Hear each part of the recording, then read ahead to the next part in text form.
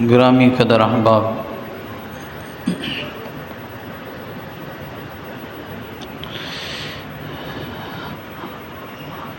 اللہ رب العزت نے اس کائنات کو بنایا ہے اور اللہ نے اس کائنات کے اندر انسانوں کو بسایا ہے۔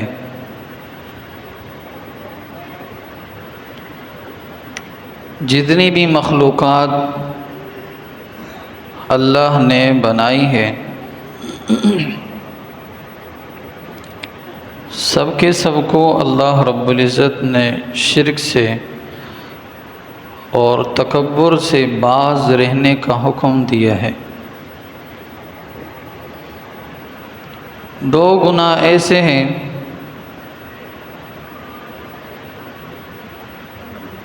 کہ اس کی وجہ سے انسان جہنم میں داخل ہوگا، ایک شرک ہے اور ایک تکبر ہے۔ قرآن کریم کی آیتیں صاف اور واضح اس بات پر دلالت کرتی ہیں۔ قرآن کریم میں اللہ رب العزت نے فرمایا ان اللہ لا یغفر ان یشرک بہ ویغفر ما دون ذلک لمن یشاء۔ اللہ تعالیٰ شرک کے علاوہ سارے گناہوں کو معاف فرمائیں گے، شرک کو معاف نہیں فرمائے گا۔ اللہ نے شرک کرنے والوں پر جنت کو حرام کر دیا ہے۔ انہ من یشرک باللہ فقد حرم اللہ علیہ الجنہ ومأواہ النار وما للظالمین من انصار۔ جو لوگ شرک کرتے ہیں اللہ نے ان پر جنت کو حرام کر دیا ہے اور ان کا ٹھکانہ جہنم ہی ہے۔ دوسری جگہ اللہ نے تکبر کے بارے میں فرمایا ان الذین یستکبرون عن عبادتی سیدخلون جہنم داخرین۔ بے شک وہ لوگ جو تکبر کرتے ہیں، میری عبادت کرنے سے تکبر کرتے ہیں، میری عبادت نہیں کرتے، میرے احکامات سے اعراض کرتے ہیں، عن قریب وہ جہنم کی آگ کے اندر داخل ہوں گے۔ تو دو گناہ انسان کے لیے انتہائی خطرناک ہے۔ انسان کی دنیا اور آخرت برباد کرنے کے لیے صرف دو ہی گناہ کافی ہیں، ایک شرک اور ایک تکبر۔ کائنات کی تخلیق کے بعد سب سے پہلے سب سے بڑا گناہ جو ہوا وہ تکبر ہوا، اور اس کی سزا قیامت تک۔ اللہ رب العزت نے آدم علیہ السلام کو بدا فرمایا اور شیطان سے صرف شیطان سے نہیں کہا بلکہ سارے فرشتوں سے اللہ نے کہا اسجدوا لآدم۔ اس کے اندر شیطان بھی تھا، فرشتے بھی تھے، جبرائیل بھی تھا، میکائیل بھی تھا، عزرائیل بھی تھا، سارے کے سارے، اسرافیل بھی تھا، سارے فرشتے، سب سے اللہ نے کہا اسجدوا لآدم، آدم کو سجدہ کرو۔ فسجدوا، سارے فرشتوں نے سجدہ کیا الا ابلیس، ابلیس نے نہیں کیا۔ ابا، ابلیس نے انکار کیا، واستکبر، اور تکبر کیا۔ اللہ نے جب پوچھا اے ابلیس، یا ابلیس ما منعک ان تسجد لما خلقت بیدی، اے ابلیس کس چیز نے تجھے منع کیا آدم کو سجدہ کرنے سے؟ وہ آدم جس کو میں نے اپنے ہاتھوں سے بنایا ہے، وہ آدم جس کے اندر روح میں نے خود پھونکی ہے، جس کی صورت کو میں نے خود بنایا، جب میں نے تجھے حکم کیا تو سجدہ کیوں نہیں کیا؟ فرمایا انا خیر من، میں اس سے بہتر ہوں، میں آدم سے بہتر ہوں، تکبر کیا۔ تو اللہ رب العزت نے کیا کہا؟ فَاخْرُجْ مِنْهَا فَإِنَّكَ رَجِيمٌ، اس جنت سے نکل جا اس لیے کہ تو مردود ہے۔ سزا کیا ہے؟ وَإِنَّ عَلَيْكَ لَعْنَتِي إِلَى يَوْمِ الدِّينِ، وَإِنَّ عَلَيْكَ اللَّعْنَةَ إِلَى يَوْمِ الدِّينِ۔ مختلف آیتیں ہیں کہ قیامت تک تجھ پر تیرے تکبر کی وجہ سے لعنتیں برستی رہیں گی، لعنتیں قیامت تک۔ تو تکبر کی سزا اتنی ہے، یہ تو دنیاوی سزا ہے، آخرت کے اندر کیا سزا ہوگی؟ تو کائنات میں سب سے پہلے جو گناہ ہو چکا ہے وہ تکبر کا گناہ ہو چکا ہے۔ لہذا اپنے آپ کو انسان کمزوری سمجھے۔ وَخُلِقَ الْإِنسَانُ ضَعِيفًا، اللہ نے انسان کو کمزور پیدا کیے، لہذا انسان کو چاہیے کہ بڑی بات نہ کہے۔ کہیں بھی کوئی ایسی بات آ جائے انسان اپنی عاجزی دکھائے، تواضع دکھائے، کمزوری دکھائے، بھائی میں کمزور ہوں، میں کچھ نہیں ہوں۔ قوم عاد، قوم سمود، ان کے بارے میں آپ نے سنا ہوگا، اللہ نے طاقت ان کو کیا دی تھی؟ سب کچھ اللہ نے ان کو دیا تھا، لیکن ان کی ایک بات کی وجہ سے اللہ نے ان کو ختم کر دیا۔ اور انہوں نے کیا کہا؟ من اشد منا قوہ، ہم سے طاقتور کون ہے؟ یہ بڑی بات انہوں نے کی۔ حالانکہ اللہ کہہ رہے ہیں اولم یروا ان اللہ الذی خلقہم هو اشد منہم قوہ، کیا یہ لوگ نہیں دیکھتے ہیں کہ جس اللہ نے ان کو پیدا کیا ہے وہ ان سے کئی زیادہ طاقتور ہے؟ انہوں نے جب یہ بات کہی، اللہ رب العزت نے کیا کہا؟ 7 دن تک، 7 راتوں تک، بعض روایت کے اندر آتا ہے 7 راتیں اور 8 دن اللہ نے ان پر مسلط کر دیے۔ سخرها علیہم 7 لیال و 8 ایام، 7 راتیں اور 8 دن اللہ نے ان پر عذاب ڈال دیا، تیز ہوا بھیجی، تیز و تن ہوا۔ انہوں نے کہا جب ہوا آئے گی، جب اللہ کا عذاب آئے گا تو ہمارے پاس اتنی طاقت ہے کہ ہم پہاڑوں کے اندر گھر بنا سکتے ہیں، سرنگ بنا سکتے ہیں، اس کے اندر چھپ جائیں گے۔ اللہ نے کہا اللہ کی طاقت سے کون بچ سکتا ہے؟ اللہ کے عذاب سے کون بچ سکتا ہے؟ اللہ نے جب ہوا بھیجی، سارے کے سارے ایسے گر گئے، ایسے پڑے رہ گئے جیسے کھجور کے درخت۔ تو تکبر، بڑا بول، بڑائی، یہ صرف اور صرف اللہ تعالیٰ کے لائق ہے۔ انسان کمزور ہے، انسان کیا تکبر کرے گا؟ حضرت علی رضی اللہ عنہ فرما رہے ہیں کہ انسان تکبر کس بات سے کر رہا ہے بھائی؟ اللہ نے انسان کو ایک ناپاک جگہ سے پیدا فرمایا ہے، ناپاک جگہ سے انسان نکلتا ہے، ناپاک جگہ کے اندر ٹھہرتا ہے، پھر ناپاک جگہ سے نکلتا ہے اور پیٹ کے اندر اتنی ناپاکی کو لے کر گھومتا ہے، تو تکبر کس بات کی؟ تکبر تو وہ ذات کرے جو پاک ہے، سبحان اللہ، اللہ پاک ہے، ہر عیب سے پاک ہے۔ اگر ہم اپنے عیب گننا شروع کر دیں تو ہمارا ایسا کوئی گھڑی، کوئی ایسا دن نہیں رہے گا کہ ہمارے ساتھ عیب نہ ہو۔ ہم عیب سے بھرے ہوئے ہیں، ہمارے اندر عیب ہی عیب ہے، ہر بات کے اندر ہمارا عیب ہے، ہر قدم پر ہمارا عیب ہے، دیکھنے میں عیب، سننے میں عیب، بولنے میں عیب، بات کرنے میں عیب، ہر معاملے میں ہمارا عیب۔ لیکن اللہ کیا ہے؟ ہر عیب سے پاک ہے۔ تو تکبر بھی اللہ کی شان کے مطابق ہے، اللہ ہی تکبر کر سکتے ہیں، انسان تکبر نہیں کر سکتا ہے۔ اللہ تعالیٰ کو انسان کا تکبر ناپسندیدہ ہے، اِنَّهُ لَا يُحِبُّ الْمُسْتَكْبِرِينَ، اللہ تعالیٰ تکبر کرنے والوں سے محبت نہیں کرتے ہیں، پسند نہیں کرتے ہیں اللہ تعالیٰ تکبر کرنے والوں کو۔ عاجزی، اللہ تعالیٰ کو عاجزی پسند ہے۔ حدیث شریف میں حضور نبی کریم صلی اللہ علیہ وسلم نے فرمایا جو بندہ تواضع اختیار کرتا ہے، بڑے بول سے اپنے آپ کو بچاتا ہے، بڑی باتیں زبان سے نہیں نکالتا ہے، اللہ تعالیٰ اس کو بلندیوں سے نوازتے ہیں، اللہ تعالیٰ اس کو بلندیوں سے نوازتے ہیں۔ اور جو بندہ زبان سے بڑی باتیں نکالتا ہے، تکبر کی بول بولتا ہے، تکبر کی باتیں زبان سے نکالتا ہے، فرمایا اللہ تعالیٰ اس کو ذلیل و رسوا کرتے ہیں۔ تو عاجزی اللہ کو پسند ہے، تکبر اللہ تعالیٰ کو ناپسند ہے۔ اس لیے حضرت لقمان حکیم جو ہے اپنے بیٹے کو نصیحت کرتے ہیں، وَلَا تَمْشِ فِي الْأَرْضِ مَرَحًا، اے میرے بیٹے زمین کے اندر اکڑ کر مت چلنا، إِنَّكَ لَن تَخْرِقَ الْأَرْضَ، اس لیے کہ اگر تو اکڑ کے چلتے تو زمین کو چیر نہیں سکتا ہے نا۔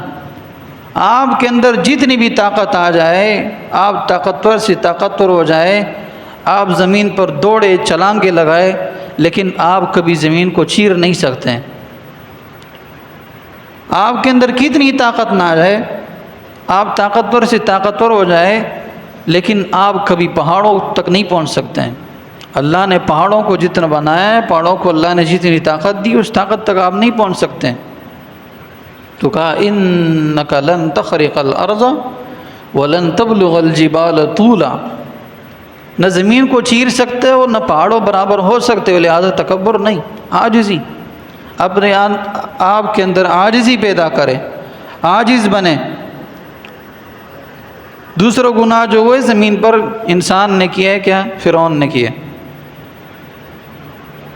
کیا کہا، انا ربکم الاعلی، میں تمہارا سب سے بڑا رب ہوں، میں تمہارا سب سے بڑا رب ہوں۔ موسیٰ علیہ السلام سے کہنے لگا، لئن اتخذت الہا غیری لاجعلنک من المسجونین، اے موسیٰ اگر میرے علاوہ تو نے کسی اور کو معبود مانا تو میں تجھے قید کے اندر ڈال دوں گا، میں سب سے بڑا رب ہوں، میں سب سے بڑا تمہارا معبود ہوں، لہذا میری عبادت کرو۔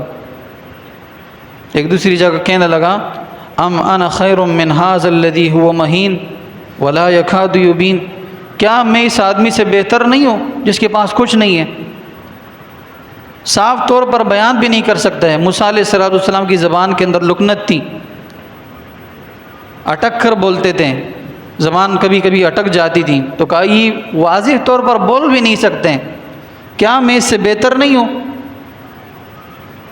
کیا تم لوگ نہیں دیکھتے ہو وَهَٰذِهِ الْأَنْهَارُ تَجْرِي مِن تَحْتِي، ہمارے گھر کے اندر، میرے محل کے نیچے یہ نہریں بہہ رہی ہیں، کیا تم اس کو نہیں دیکھتے ہو؟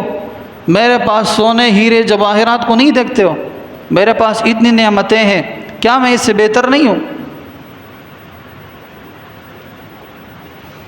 تو اللہ تعالیٰ فرما رہے ہیں وَاسْتَكْبَرَ هُوَ وَجُنُودُهُ فِي الْأَرْضِ بِغَيْرِ الْحَقِّ، فرعون نے تکبر کیا اور اس کی لشکر نے تکبر کیا زمین کے اندر بغیر حق کے۔ اگر ان کو سلطنت ملی تھی، بادشاہت ملی تھی، طاقت ملی تھی، تو یہ کس نے دی؟ اللہ نے دی تھی نا، تو ان کو تو یہ حق نہیں تھا کہ وہ تکبر کرے، ان کو تو اللہ کا شکر ادا کرنا چاہیے تھا، اللہ تعالیٰ کی بات ماننی چاہیے تھی، اللہ تعالیٰ کے احکامات ماننے چاہیے تھے، اور موسیٰ علیہ السلام کی اتباع کرنی چاہیے تھی، لیکن انہوں نے کیا کیا؟ تکبر کیا بغیر کسی حق کے، ان کو یہ حق بھی نہیں تھا۔ تو کیا کہا؟ اللہ فرما رہے ہیں فَأَخَذْنَاهُ وَجُنُودَهُ فَنَبَذْنَاهُمْ فِي الْيَمِّ،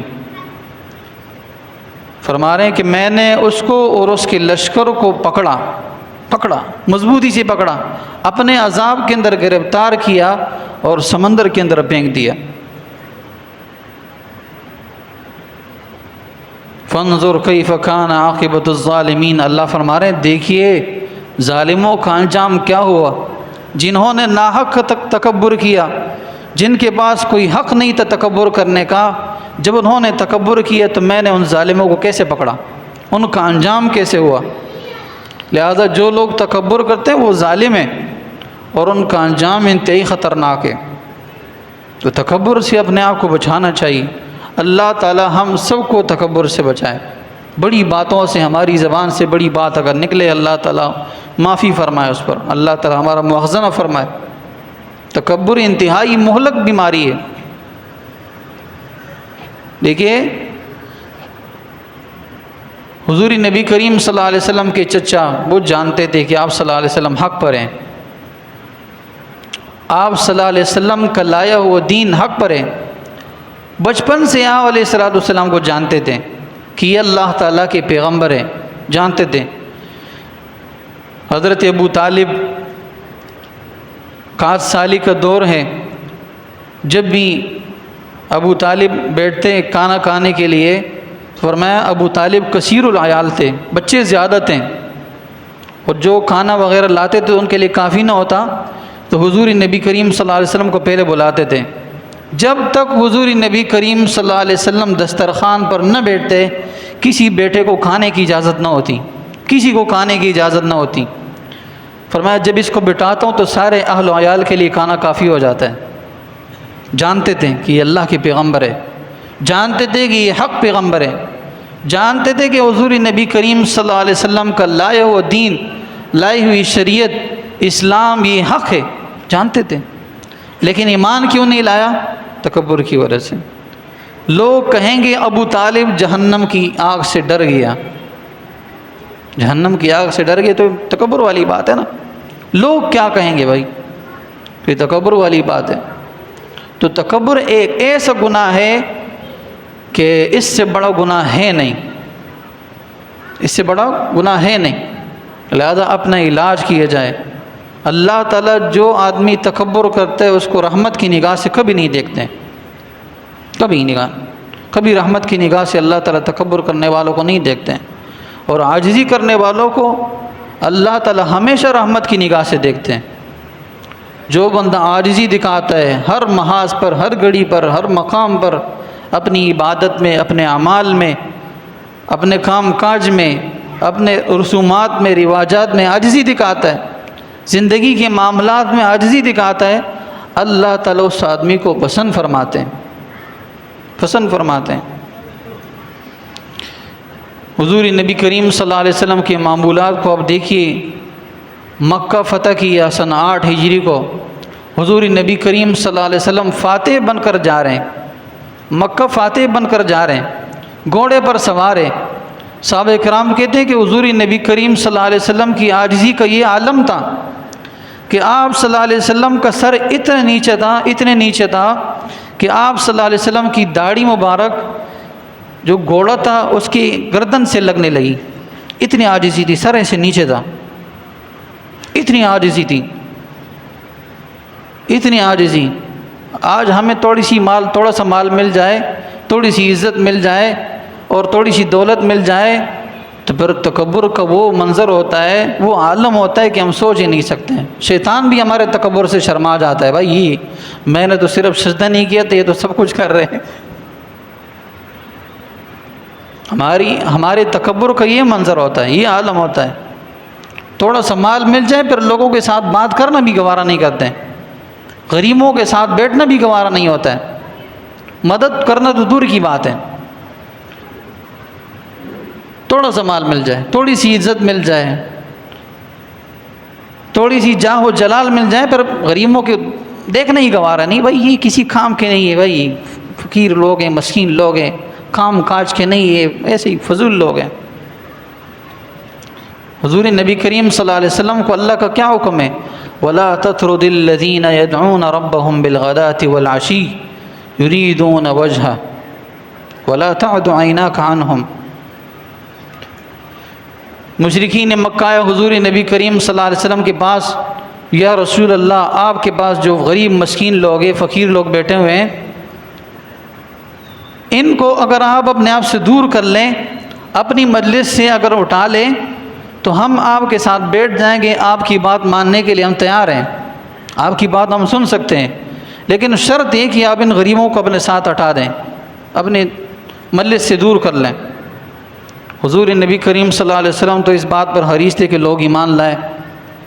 تو حضور نبی کریم صلی اللہ علیہ وسلم نے صحابہ کرام سے کہا کہ تھوڑی دیر کے لیے آپ سائڈ پہ ہو جائیں، یہ لوگ بات کرنا چاہتے ہیں.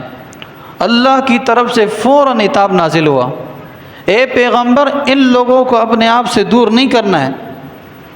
وَلَا تَطْرُدِ الَّذِينَ يَدْعُونَ رَبَّهُمْ بِالْغَدَاةِ وَالْعَشِيِّ. ان لوگوں کو اپنے آپ سے دور نہیں کرنا ہے جو ہمیشہ اللہ کو پکارتے ہیں، صبح کے وقت بھی اللہ کو پکارتے ہیں، شام کے وقت بھی اللہ کو پکارتے ہیں. ان کو اپنے آپ سے دور نہیں کرنا ہے.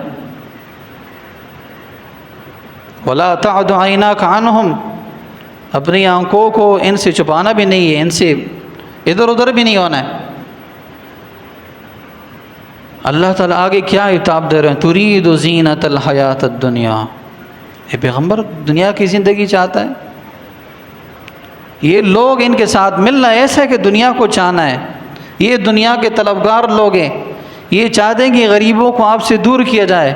غریب تو اللہ تعالیٰ کا محبوب ترین بندہ ہے۔ 500 سال پہلے غریب آدمی جنت میں جائے گا، امیر بعد میں جائیں گے، غریب پہلے جائے گا۔ تو دیکھیے غریبوں کو برا نہ سمجھیں۔ غریب اللہ کے نزدیک، اللہ کی نظر میں بہت اونچا مقام رکھتا ہے۔ اگرچہ آپ کی نظر میں غریب کی کوئی اوقات نہیں ہے، ٹھیک ہے، قاری کی کوئی اوقات نہیں ہے، طالب علم کی کوئی اوقات نہیں ہے، عالم کی کوئی اوقات نہیں ہے، لیکن اللہ کی نظر میں ان کی بہت بڑی اوقات ہے، بہت بڑا مرتبہ ہے، ان غریبوں کا بہت بڑا مرتبہ ہے، ٹھیک ہے۔ تو یہ لامحالہ لازمی بات ہے، جس کے پاس علم ہوتا ہے اس کے پاس غربت ہوتی ہے، جس کے پاس علم ہوتا ہے اس کے پاس غربت ہوتی ہے، وہ غریب ہوتا ہے۔ اس لیے حضرت علی رضی اللہ عنہ فرما رہے ہیں رضینا قسمت الجبار فینا، ہم اللہ تعالیٰ کی تقسیم پر راضی ہیں، اللہ نے جو ہمارے بارے میں تقسیم کی ہم اس پر راضی ہیں۔ لنا علم وللجہال مال، ہمارے لیے اللہ نے علم دی ہے، ہمیں علم دی ہے، جاہلوں کے پاس مال ہے۔ لیکن علم کی خاصیت یہ ہے کہ علم کو جتنا خرچ کیا جائے علم اور زیادہ ہوتا ہے، مال کو جتنا خرچ کیا جائے کم ہوتا ہے۔ دیکھیے اگر کسی کو اللہ نے مال دیے تو وہ یہ نہ سمجھے گا بھئی میرے پاس مال آ گیا، میرے پاس سب کچھ آ گیا، نہیں، آپ کے پاس مال آ گیا، آپ کے پاس سب سے بڑی آزمائش ہے۔ دنیا کے اندر اگر آزمائش نہ ہوئی تو آخرت کے اندر تو ہے ہی، حساب دینا پڑے گا نا، ہمیں تو حساب نہیں دینا، ہمارے پاس ہے کیا؟ نہ گھر ہے، نہ گاڑی ہے، نہ بنگلہ ہے، نہ پیسے ہے، کچھ نہیں ہے ہمارے پاس، ہم تو جائیں گے بھائی انشاءاللہ بغیر حساب و کتاب کے جائیں گے، جو غریب ہے بغیر حساب و کتاب کے جائیں گے انشاءاللہ، اللہ سے یقین ہے انشاءاللہ۔ تو عاجزی، اپنے آپ کو عاجز بنائیں، اپنے آپ کو کچھ نہ سمجھیں۔ حضرت عثمان غنی رضی اللہ عنہ کے پاس کتنا مال ہے، کتنا مال ہے، لیکن کبھی غریبوں کے ساتھ بیٹھنا نہیں چھوڑا، کتنا مال تھا، جب بھی کئی موقع آیا خرچ کرنے کا تو اونٹوں کے اونٹ خرچ کر لیے، گھوڑوں کے گھوڑے خرچ کر لیے۔ ایک غزوے پر 10,000 مجاہدین کا خرچہ اپنے ذمہ اٹھایا، 10,000۔ آج ہم ایک بڑے سے بڑا مالدار آدمی کسی ایک غریب کے گھر کا خرچہ نہیں اٹھا سکتا ہے، بڑے سے بڑا مالدار آدمی کیوں نہ ہو، کسی ایک غریب کے گھر کا خرچہ اٹھانا اس کے لیے مشکل ہے، کسی ایک مسکین کو دیکھنا اس کے لیے مشکل ہے، کسی ایک مسکین کی دیکھ بھال کرنا اس کے لیے مشکل ہے، کسی ایک مسکین کی مدد کرنا اس کے لیے مشکل ہے بھائی۔ تو کہاں گیا وہ ایمان، کہاں گیا وہ اسلام؟ اسلام تو اس بات کا درس دیتا تھا کہ آپ کے پڑوس میں اگر کوئی بندہ بھوکا ہے، آپ کا پڑوسی بھوکا ہے اور آپ کھا کے سو گئے تو آپ سب سے بڑے مجرم ہیں۔ اسلام تو اس بات کا درس دیتا تھا نا۔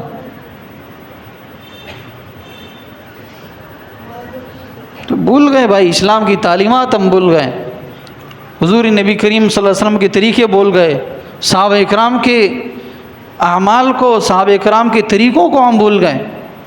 وہ آپ مشہور واقعہ پڑھتے ہیں فضائل اعمال کے اندر کہ بھائی ایک بکری کا وہ ایک ران تھا، ایک صحابی کے گھر میں آیا، بعض روایت کے اندر آتے سر آیا، وہ اس نے کہا بھائی میرا پڑوسی ہے مستحق ہے، اس کو بیچ دیا جائے، اس کو بیچ دیا۔ اس نے کہا میرا پڑوسی مستحق ہے، اس کو بیچ دیا۔ کرتے کرتے کرتے وہ دوبارہ وہ بکری کا سر یا بکری کا ران جو دوبارہ اسی گھر کے اندر پہنچا۔ آج ہم تو کہتے ہیں ہمارا کام بن جائے باقی لوگ باڑ میں جائیں، باقی جائے باڑ میں، ہمارا کام بن جائے باقی ہم کھائیں، ہم کمائیں، ہم کپڑے پہنے، باقی کسی اور کا غم ہی نہیں ہے بھائی۔ اسلام تو غمخواری کا دین ہے نا، اسلام کے اندر غمخواری ہے، اسلام کے اندر دوسروں کے لیے غم کھانا ہے۔ حدیث شریف میں حضور نبی کریم صلی اللہ علیہ وسلم نے فرمایا مسلمان، جتنے بھی مسلمان ہیں تمام کی مثال ایک جسم کی مانند ہے، ایک جسم کی مانند تمام مسلمانوں کی مثال ہے۔ فرمایا اگر اس کی آنکھ کے اندر تکلیف ہوتی ہے، مثال ایک جسم ہے، اگر آنکھ کے اندر تکلیف ہوتی ہے تو پورا جسم بے قرار ہوتا ہے، سر کے اندر تکلیف ہوتی ہے پورا جسم بے قرار ہوتا ہے۔ یہ حضور نبی کریم صلی اللہ علیہ وسلم نے ایک مثال دی ہمیں، لیکن وہ آپ علیہ السلام نے جس طرح تشبیہ دی تھی مسلمان آج کل اس تشبیہ پر صادق نہیں آ رہے ہیں، اس تشبیہ پر کوئی صادق نہیں آ رہا ہے، اس لیے کہ مسلمان کو مسلمان کا غم ہی نہیں ہے نا۔ مسلمان تو وہ ہے جو اپنے لیے جو پسند کرے اپنے بھائی کے لیے بھی وہ پسند کریں۔ آج ہمیں وہ نہیں ہے، ہم اپنے لیے گھر پسند کرتے ہیں لیکن یہ نہیں پسند کرتے بھئی ہمارا ساتھی اس کو گھر مل جائے۔ اپنے لیے ہم گاڑی پسند کرتے ہیں لیکن یہ نہیں پسند کرتے بھئی ہمارے مسلمان کو کبھی مل جائے۔ اپنے لیے اچھے کپڑے پسند کرتے ہیں لیکن کبھی یہ نہیں پسند کرتے ہیں کہ بھائی کسی دوسرے مسلمان کو اچھے کپڑے مل جائیں۔ نہیں بھائی، میں خود اچھا پہنوں، میں خود اچھا کھاؤں، میں خود اچھے گھر میں رہوں اور میرے پاس سب سے اچھا ہو، یہ میری منشا ہے، یہ میرا مقصد ہے۔ نہیں، آپ کا مقصد ہوگا ٹھیک ہے، تو قارون کا بھی یہ مقصد تھا، فرعون کا بھی یہ مقصد تھا۔ اللہ کرے کہ آپ اس مقصد میں کامیاب ہو جائیں، ہماری دعا آپ کے لیے ہے، اللہ کرے کہ آپ اس مقصد کے اندر کامیاب ہو جائیں۔ لیکن جو یہ آپ کا مقصد ہے یہ انتہائی خطرناک ہے، انتہائی خطرناک مقصد ہے ٹھیک ہے۔ تو مسلمانوں کی غمخواری، ہر مسلمان کی غمخواری ہو، آپ کا پڑوسی ہے، آپ کا رشتہ دار ہے، آپ کا دوست ہے، آپ کے احباب ہے، آپ کے گھر والے، سب کی غمخواری ہو، غمخوار بنیں، غمخوار بنیں۔ اسلام تو غمخواری کا درس دیتا ہے۔ جس درک کے اندر اور جس دین کے اندر غمخواری نہ ہو وہ تو دین نہیں ہے۔ اسلام کے اندر غمخواری، اسلام سے غمخواری نکالی جائے تو اسلام ہی نہیں رہتا ہے۔ اس لیے اللہ تعالیٰ نے بارہا نماز کے ساتھ زکوٰۃ کا بھی حکم دیا ہے، بارہا جہاں اللہ نے جہاد کا حکم دی وہاں اللہ نے خرچ کرنے کا بھی حکم دیا ہے، جہاں اللہ تعالیٰ نے اپنے آپ کا خیال رکھنے کا حکم دیا ہے وہاں اللہ نے غریبوں کے خیال کرنے کا بھی حکم دیا ہے، جہاں اللہ نے اپنے گھر والوں کے خیال کرنے کا حکم دیا وہاں غریبوں کے خیال کرنے کا بھی حکم دیا ہے۔ وَآتِ ذِي الْقُرْبَى حَقَّهُ وَالْمِسْكِينَ وَابْنَ السَّبِيلِ وَالسَّائِلِينَ وَفِي الرِّقَابِ۔ یہ دیکھیے اللہ تعالیٰ کہہ رہے ہیں قریبی رشتہ داروں کا بھی خیال رکھو، اپنے گھر والوں کا بھی خیال کرو۔ وَالصَّاحِبِ بِالْجَنبِ، جو آپ کے پڑوس میں رہنے والے ہیں، تو علماء لکھتے ہیں اس سے مراد بیوی بھی ہے، بیوی کا بھی خیال رکھا جائے۔ وَالصَّاحِبِ بِالْجَنبِ اس سے مراد پڑوسی بھی ہے، اس کا بھی خیال رکھا جائے۔ وَالصَّاحِبِ بِالْجَنبِ اس سے مراد رشتہ دار بھی ہے۔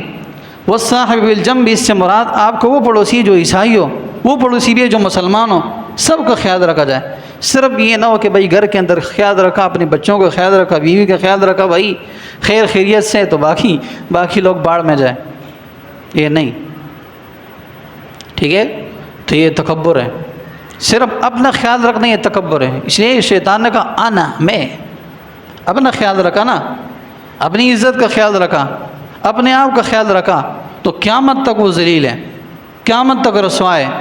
اپنا خیال رکھیں گے، میں کریں گے، میں کریں گے۔ ہمارے استاد کہا کرتے تھے کہ جب تک تم میں کرو گے تو ذبح ہوتے جاؤ گے۔ بکری جب میں شروع کر لیتی ہے تو پہلے اس کو مالک کہتا ہے بھائی یہ زیادہ میں کر رہی ہے، پہلے اس کو ذبح کر لیتے ہیں۔ جب تک ہم اپنے آپ سے میں نکالیں گے نا، نہیں نکالیں گے تو ہمارا کچھ نہیں بنے گا، میں نکالیں گے تو ہمارا سب کچھ بنے گا۔ جب تک ہم بنیں گے نا، ہمارے سارے کام ہوں گے۔ ہم میں سب آتے ہیں، میں آتا ہوں، میں آپ آتے ہیں، ہم میں سب آتے ہیں۔ ہم میں اگر ہم ایک دوسرے کا خیال رکھیں گے، ایک دوسرے کی دیکھ بھال کریں گے، ایک دوسرے کے ساتھ تعاون کریں گے اور ہر محاذ پر، ہر گھڑی پر، ہر مشکل میں ایک دوسرے کے کام آئیں گے تو ہم بنیں گے، اور ہم سے پھر اسلام بنتا ہے، میں سے اسلام نہیں بنتا ہے۔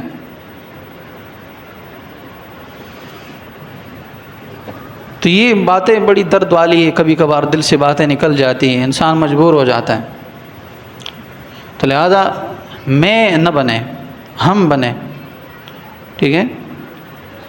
دیکھیے اللہ تعالیٰ نے بارہا اپنے لیے وہ صیغہ استعمال کیے جس میں ہم آتا ہے، میں کا نہیں کہا ہے۔ وَإِذْ قُلْنَا لِلْمَلَائِكَةِ اسْجُدُوا لِآدَمَ فَسَجَدُوا إِلَّا إِبْلِيسَ۔ یہاں اللہ نے یہ نہیں کہا میں نے کہا، یہاں اللہ تعالیٰ نے صیغہ وہ استعمال کی جو ہم کے لیے آتا ہے۔ مطلب ہم نے جب کہا تو یہاں کیا کسی بات کی نفی ہو رہی ہے کہ دیکھیے میں خالق ہوں، میں مالک ہوں، میں رازق ہوں، میں سب سے بڑا خالق ہوں، میں سب سے بڑا تمہارا معبود ہوں، مجھ سے بڑھ کر کوئی معبود نہیں ہے، مجھ سے بڑھ کر کوئی خالق نہیں ہے، لیکن جب میں اپنے لیے میں کا لفظ استعمال نہیں کر رہا ہوں تو تم کون ہوتے ہو اپنے لیے میں کا لفظ استعمال کرنے والے؟ جب میں تکبر نہیں کر رہا ہوں، اس بات پر ہونا چاہیے تھا کہ اللہ تعالیٰ یہ کہہ دیتے کہ جب میں نے کہا، لیکن اللہ نے پھر بھی کیا امت کو یہ تعلیم دینی تھی، انسانوں کو یہ تعلیم دینی تھی کہ اپنے آپ سے تکبر نکالو، عاجزی، دل کے اندر عاجزی بٹالو۔ جب تک تم عاجز رہو گے اللہ تعالیٰ تمہیں عزتیں دیتا رہے گا، اور جب تک تم تکبر شروع کر لو گے اللہ تعالیٰ تمہیں قیامت تک ذلیل کرتا رہے گا، جیسے اللہ نے شیطان کو ذلیل کیا۔ حضرت عمر رضی اللہ تعالیٰ عنہ جا رہے ہیں بیت المقدس کی فتح کرنے کے لیے، ایک گھوڑا ہے، ٹھیک ہے، ایک غلام ہے، ایک خود ہے، تو کہا غلام سے کہا کہ ہم ایسے تو نہیں کر سکتے کہ دونوں سوار ہو جائیں، لہذا باری رکھیں گے، ایک مرتبہ آپ سوار ہوں گے، چند قدم چند میل تک آپ سفر کریں گے، پھر اس کے بعد میں سفر کروں گا، جب میں سفر کروں چند میل تک پھر اس کے بعد آپ سوار ہوں گے۔ اس طرح کرتے کرتے مدینہ سے وہاں چلے گئے بیت المقدس تک۔ جب وہ شہر قریب ہوا جہاں جانا تھا، جہاں منزل مقصود تھا، تو باری دوبارہ غلام کی آ گئی، اب دوبارہ غلام نے سوار ہونا تھا۔ غلام نے کہا اے امیر المومنین، میں اگر سوار ہوں گا تو لوگ کیا کہیں گے؟ فرمایا نہیں، باری تیری ہے، باری تیری ہے، لہذا آپ نے سوار ہونا ہے۔ تو روایت کے اندر آتے کس طرح جا رہے ہیں، غلام سوار ہے، حضرت عمر رضی اللہ تعالیٰ نے گھوڑے کی نکیل کو پکڑا ہوا ہے، رسی کو پکڑا ہوا ہے۔ جب یہودیوں نے دیکھا کہ دیکھیے امیر المومنین وقت کے غلام کو اتنی حیثیت دے رہے ہیں، تو لہذا ان لوگوں سے ہم جیت نہیں سکتے ہیں، جو اپنے کمزوروں کا اتنا خیال رکھتے ہیں ان سے ہم جیت نہیں سکتے ہیں، اس لیے کہ جب اپنے کمزوروں کا ایسے خیال رکھیں گے، اپنے غلاموں کا ایسے خیال رکھیں گے تو وہ غلام اپنی جان نچھاور کریں گے، لہٰذا ہم ان لوگوں سے لڑ نہیں سکتے، ان لوگوں سے ہم جیت نہیں سکتے ہیں۔ ڈائریکٹ چابی دے دی، کہا یہ آپ کی ہے، بیت المقدس آپ کا ہو گیا، یہ پورا شہر آپ کا ہو گیا، تو کیا عاجزی کی برکت سے، عاجزی، اپنے آپ کو عاجز بنائے۔ اللہ تعالی ہم سب کو عاجزی کرنے کی توفیق عطا فرمائے، اور اللہ تعالی ہم سب کی تکبر سے حفاظت فرمائے، اور تکبر جیسی غلیظ بیماری سے اللہ تعالی ہم سب کی حفاظت فرمائے، اللہ ہم سب کو عاجز بنائے۔ وآخر دعوانا ان الحمد للہ رب العالمین۔